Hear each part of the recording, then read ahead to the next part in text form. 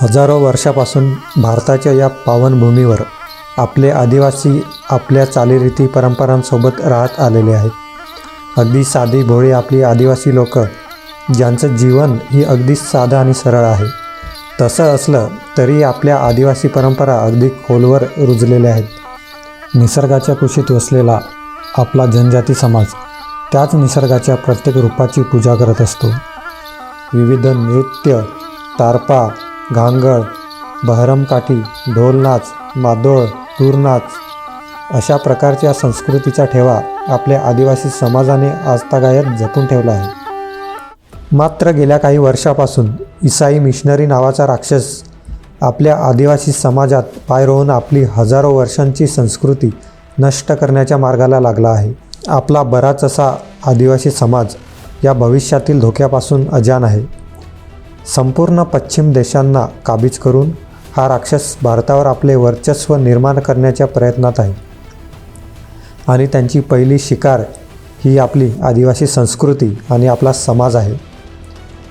पूर्वी या मिशनऱ्यांनी भारतातील आदिवासींवर अतोनात अत्याचार करून त्यांना ईसाई बनवण्याचे काम केले।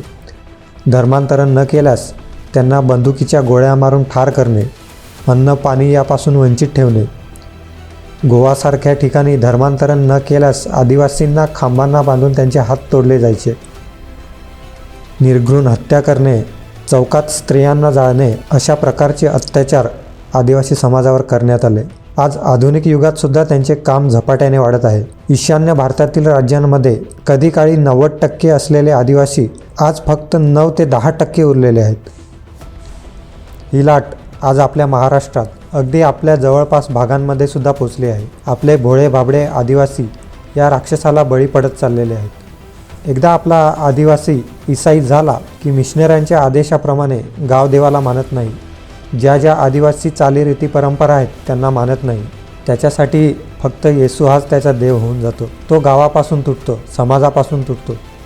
असे सुरू राहिले तर आपला समाज असा तुकड्यांमध्ये विभागला जाईल आणि भविष्यात आपला भारत देश तुकड्यांमध्ये विभागायला वेळ लागणार नाही।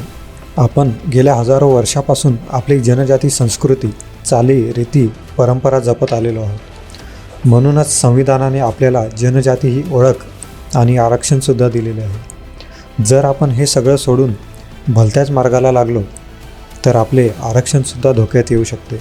हा भविष्यातील धोका बघता आपली आदिवासी संस्कृती वाचवायची असेल तर आपण आपल्या आदिवासी समाजाला वेळीच सावध केलं पाहिजे।